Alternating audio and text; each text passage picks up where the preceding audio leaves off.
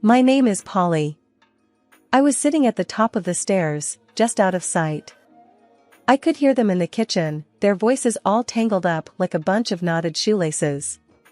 Mom and Frank, the guy who swooped into our lives like some kind of low-rent Superman, minus the cape and all the good stuff.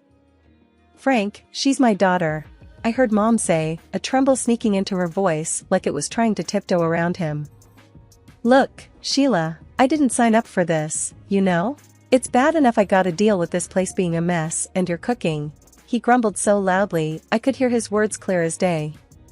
Now I got my own kid on the way, and I need to think about that, not this. Say it, Mom dared him, quieter now. Say what you mean, Frank. He snorted. Not this leech you got hanging on us. What is she, huh? Just a mouth to feed. Someone I got no bond with. She's just gotta go. Mom exhaled long and sorrowful, like the air itself was heavy with regret.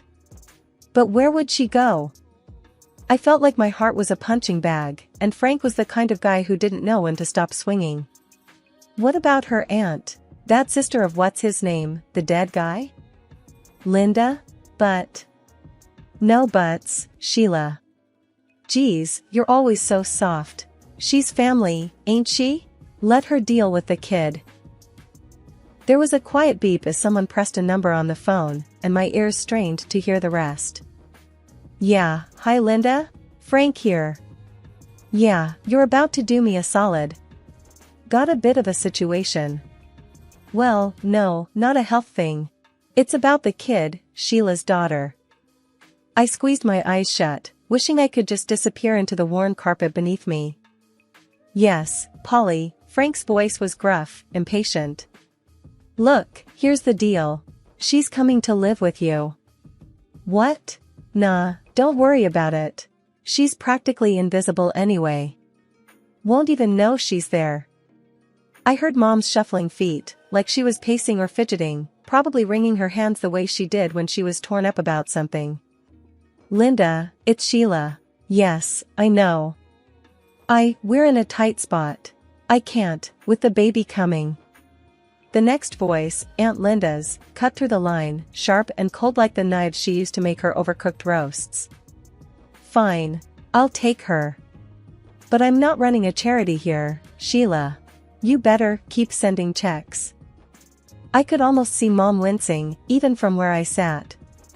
It stung, knowing the rest of my things in that duffel bag weren't half as important as those checks to Aunt Linda. Footsteps hammered towards the stairs, and I scampered up and into my room, heartbeat thundering so hard in my chest it nearly drowned out the sounds of the looming goodbye. Mom knocked softly, as if the force of her own hand could shatter me. Honey, she started, pushing the door open, her face all twisted in a way that let you know that I'm sorry was coming before a word left her lips. You're gonna stay with Aunt Linda for a bit. I stood there, my arms tight around that duffel bag, like it was the only thing I had left in the whole sorry world. Because, maybe, it was. With a glance back at the room that had been mine, I stepped out into the dim hallway, Mom trailing behind me like a shadow I wished I could shake. I didn't even turn to look at her as I walked out the front door. It was easier that way. Standing on the porch, Aunt Linda looked me up and down as I clutched my duffel bag, each second stretching out like hours. So you're here, Polly, she finally spoke, the words flat and hard. Hi, Aunt Linda. I managed to mutter, trying to keep my voice steady. Don't just stand there, bring your stuff in. But remember, I run a tight ship. You'll follow my rules under my roof, she said, turning on her heel and heading inside. I followed her into the house, which had the warmth of an ice cube. Rule 1, no shoes in the house. Park 'em by the door. And don't you dare drag in any dirt. I keep a clean home. I nodded, slipping off my sneakers and leaving them neatly by the entrance. Rule 2, lights out by 9 on school nights. I won't have any late-night gallivanting or nonsense, she continued, ticking off her rules on her fingers as she went. Okay, I said, my voice barely above a whisper. Rule 3, don't talk back. Don't question me. Just do as you're told, quick and without fuss. Her house was like a museum, everything in its place and nothing out of line. The living room looked barely lived in. Plastic covers clung to the sofas, and I'd bet my last dollar they'd never been sat on. Aunt Linda caught my gaze and snapped, "Those are for protection, not for sitting. God help you if I catch a crease in them." I just nodded again, trying to take it all in. A few days in and it felt like I was walking on eggshells that were rigged to explode. I spent my time trying to be invisible, hoping that'd save me from her sharp tongue. One day, I slipped up. I spilled a bit of milk on the counter. Quick as I could, I wiped it up, but not quick enough. "What's this, a puddle?" Aunt Linda had appeared like a whisper, and her voice was like thunder. "Wasting food and making a mess." "I got it, Aunt Linda. It's clean now." I showed her the rag, trying to prove it was just a small spill. "You think sorry and a rag fixes everything? You think I have the time and money to waste on your clumsiness?" "No, I started, but she cut me off with a wave of her hand. Like I needed more problems. Your mom sends you here like I got nothing better to do," she grumbled. "Even your own mom didn't want you, so why should I?" Her words hit me square in the chest. I stood there, jaw tight, swallowing the hurt because crying wouldn't change a thing. I knew arguing would only make it worse.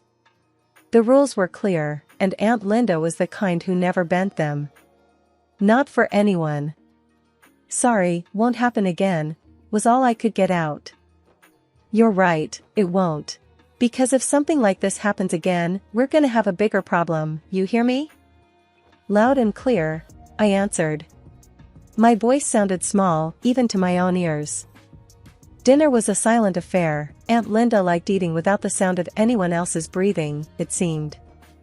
I tried to chew quietly, making every move deliberate, wishing I could just disappear into my room already. Days bled into weeks and weeks into months, each as unremarkable as the last, until one afternoon. I was sitting on the carpet in my room, the one with the faded wallpaper peeling at the corners. My room at Aunt Linda's was just another box in the stack, nothing like my old one back at Mom's. With Aunt Linda at the grocery store, I grabbed the cordless phone from its cradle in the living room. My heart was racing as I punched in Mom's number, a sequence I still knew by heart. Years of dialing it for takeout or when there was a spider too big for me to handle alone. The phone rang and rang. On the fourth, she picked up. "Yeah? Mom, it's me, Polly," I blurted out before my courage could fail. There was a pause, a breath, a sigh. "What do you want?" I miss you, Don't." She cut in, her voice icy. "Don't ever call here again." The line clicked dead. I stood there, phone in hand, her words a new weight in the pit of my stomach. It wasn't just the rejection that stung, it was the finality of it. "I hope that was important."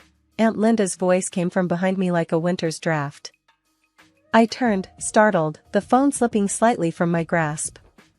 "I just wanted to talk to her," I said, my voice failing to hide the quiver.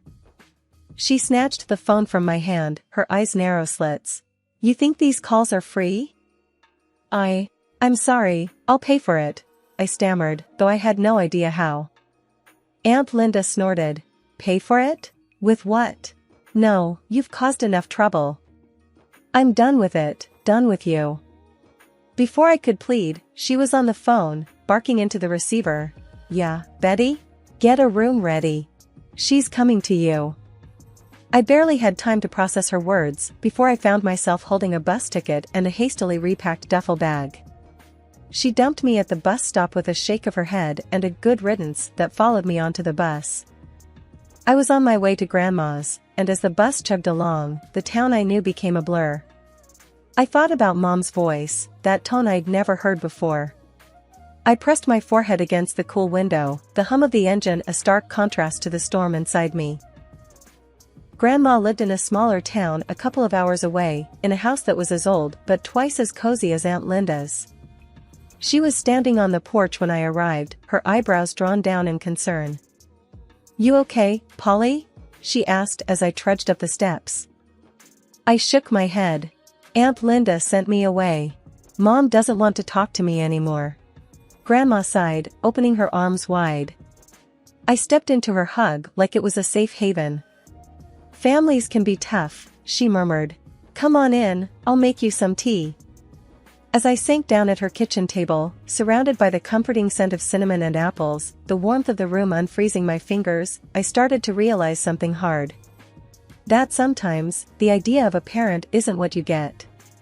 And maybe, just maybe, I had to start figuring out how to deal with that. The day I settled into Grandma's house, I could tell it was a different world. The walls were lined with pictures of plants and landscapes, unlike the museums back at Aunt Linda's place. Grandma was already in the kitchen, the heart of her home, humming a tune I didn't recognize.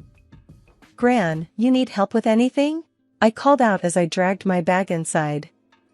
Without missing a beat in her humming, she replied, Nah, just park yourself at the table. Gonna fix us some grub.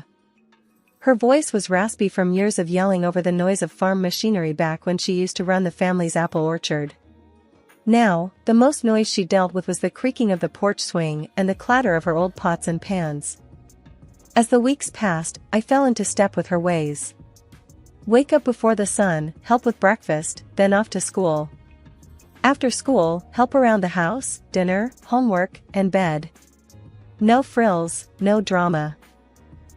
One chilly afternoon, Grandma found me on the porch swing, the horizon painted orange and pink by the setting sun.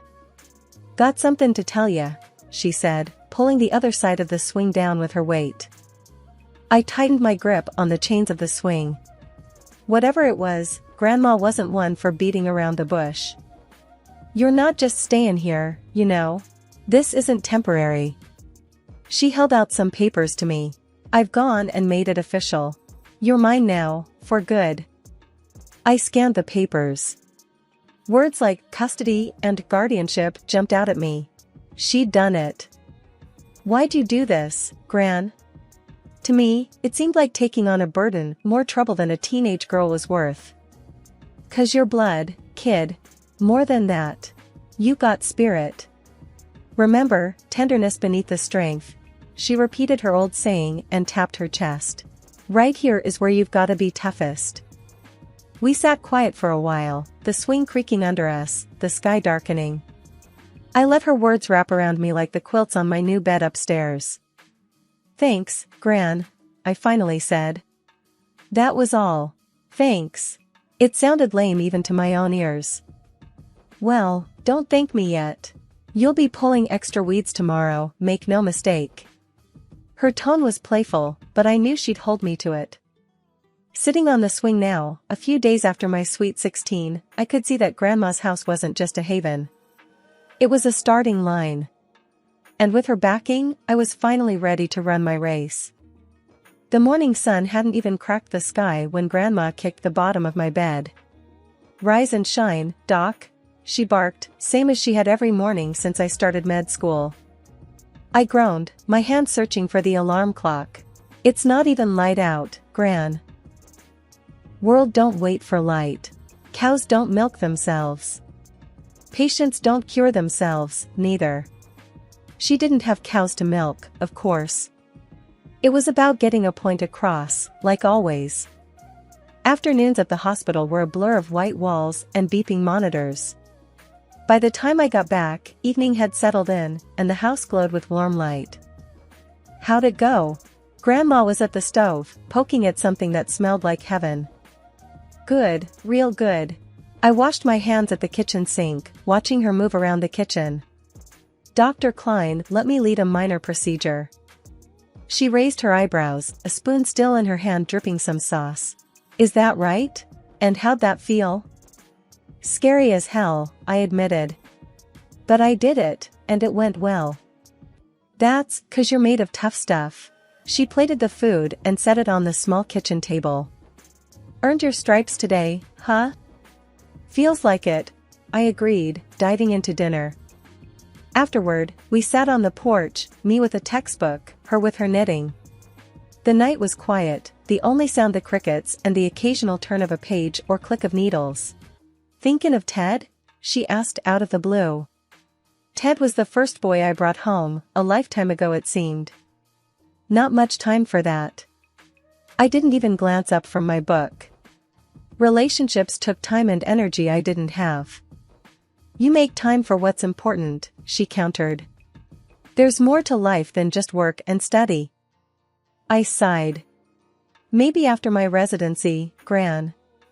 She nodded, knowing that was the best I could offer right then. Just remember, life's short. I smiled at her words, thinking how many times I'd heard just that. Never forget, you got more to give than just being a good doctor. Got a heart that needs sharing too.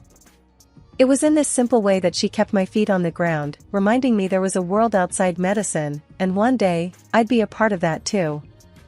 We didn't talk much after that. The night wrapped around us, a blanket of peace as I pondered a future that seemed both exciting and terrifying. As the clock ticked towards tomorrow, I knew one thing for sure, whatever the future held, I'd face it head-on. Just like Grandma taught me. I should have known when Gran missed breakfast for the third day straight. It's nothing, she'd said, waving off my concern. But nothing didn't leave you pale and worn out, nothing didn't whisper lies in a voice that trembled like an old barn in a storm. The news hit like a brick. It's cancer, the doctor told me, voice flat like the EKG I wished was for someone else, anyone else. You serious? I'd asked, eyes darting from the doctor to Gran, who sat there nodding like she'd known all along. As serious as it gets, Gran said. She sat up straight, no tears, just that squared chin that always meant business. The battle was short and fierce, and through it all, she'd never let me see her scared. Until one quiet morning when she finally let go of the fight, the breath slipping from her in a soft sigh, like she was slipping into a warm bath. After, the house felt empty, like someone had scooped out the middle and left me with a shell. I walked through the funeral like someone else, shaking hands, accepting hugs, hearing murmurs of she loved you like her own. They didn't get it, not really. It wasn't like she was my own, she was my everything. After everyone had gone, I stayed back, leaning on the cool marble, staring at the casket that was too new, too shiny. Left alone, I whispered to Gran, like I used to when it was just me and her against the world. I'll make you proud, I swear. The next morning, I found myself at the hospital, the hall sterile and smelling of disinfectant. My hands were steady, my mind clear. This was where I belonged. I might have lost Gran, but I was going to save others, keep going, just like she would have wanted. In surgery, my hands didn't shake. Gran's strength lived in me. Each stitch was a promise, a testament to her legacy, a legacy of love. Love that didn't end with last breaths or in silent funeral halls. It was the love that pushed you forward when life kicked you in the teeth. The love that made you square your shoulders and face each day knowing you were never really alone. Mom always had a flair for drama, like she could smell money from miles away and come sprinting. The doorbell rang one lazy Sunday, pulling me away from medical journals and a cup of coffee. I opened the door and there they were, like some twisted version of a family reunion photo. Mom looked at me with those hawkish eyes, and before I could even get out a hello, she was in with the ask. You've got to share, it's only fair. Half is ours by rights, she said, her hand fluttering around like a bird trying to get out of a cage. Stepdad just leaned in the doorway, arms crossed, a muscle ticking in his jaw. He had that look, the one he got when he knew Mom had a great idea. Sarah hung back, not saying a word, just scrolling on her phone. I couldn't help it, a laugh just bubbled up. Oh, you? For what, exactly? Last time I checked, you kicked me out when I was 11. Mom's eyes narrowed to slits. We put a roof over your head, fed you, clothed you. That has to be worth something. Fed? Clothed? More like rations and hand-me-downs. I crossed my arms, mirroring stepdad. I was not going to be bullied. But Gran, she said, the word almost a slur, she left you everything, and we're struggling here. Stepdad took a step forward. Listen, just give us what we deserve and we can all walk away from this peacefully. I shook my head, a mix of anger and disbelief churning in my gut. Gran didn't leave you a penny, 'cause she knew exactly what sort of people you are. Matter of fact, you remember that whole thing when I was a kid, about where I came from? Well, turns out Gran adopted me when I was a baby, so legally, I'm not even obligated to give you the time of day, let alone any inheritance. Mom went pale as a sheet, her mouth opening and closing like a fish. No. Sarah looked up then, her face confused. What's she saying, Mom? Stepdad's face transformed into a dark cloud. She's saying we're not getting a damn thing. That's right, I affirmed. You won't get anything from me. You'll regret this, Stepdad growled, a vein bulging in his neck. I stepped out, bracing myself against the frame of the door, the morning sun hot on my back. Is that a threat? I asked, my voice steelier than I felt. He squared his shoulders, but I wasn't 11 and scared anymore. It's a promise. Mom grabbed his arm, giving me a look that could curdle milk. Let's go, she hissed. I stepped back inside and closed the door, the click of the latch loud in the quiet house.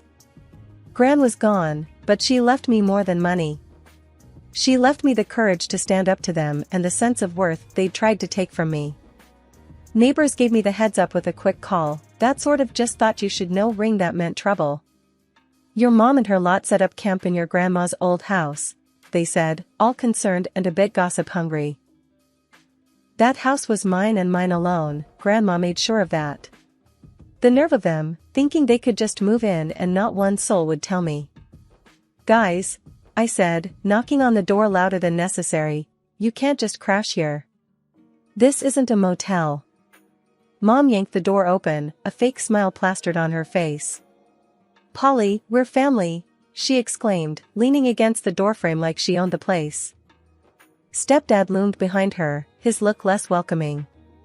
We're not going anywhere. This is as much ours as it is yours, he stated with that smug smirk that made my blood heat up. I clenched my fists, feeling the weight of the keys in my pocket. The house is mine, legally. You have one day to get out, or I'm calling the cops. They laughed, the kind that grates on your nerves. Yeah, sure. Call the cops on your family. That'll look great, Stepdad jeered, his arms folded across his chest. I didn't want a scene, but they left me no choice. The next morning, they were still there, lounging around as if they owned the place. That's when I made the call. When the cops rolled up, I could almost taste the sour change in the air. I stood by, arms crossed, watching through the living room window. Ma'am, sir, you need to leave the premises. Now, one officer said firmly, his hand resting near his belt. But she's my daughter, Mom tried to plead, her voice shifting to desperation. And I'm her stepdad, added Stepdad, that tick in his jaw back like a storm warning. Doesn't matter. You don't own this house and the owner wants you out, the second cop chimed in, stepping forward. They'd finally stopped laughing. I could see the realization dawning on their faces, the reality that they couldn't bulldoze their way through life anymore. I didn't budge until their car was a speck in the distance, and then turned to face the empty house. It felt like taking a deep breath after being underwater too long.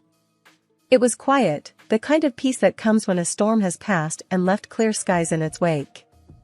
Stepping into the house, the air felt different, lighter. Grandma's voice didn't echo the way it did before, now it was in my own head, words that came like a bomb, soothing over years of scars. With each step, I started to reclaim the space. The kitchen, where Grandma taught me to bake, the living room, where she healed my teenage heartaches with ice cream and tough love, and her bedroom, where she'd say prayers that I'd find my way in a world that could be cruel and unforgiving. I made coffee, the aroma filling the space, binding me to this house, this moment. Sitting at the kitchen table, I raised my cup to the new day. Justice served, and served well.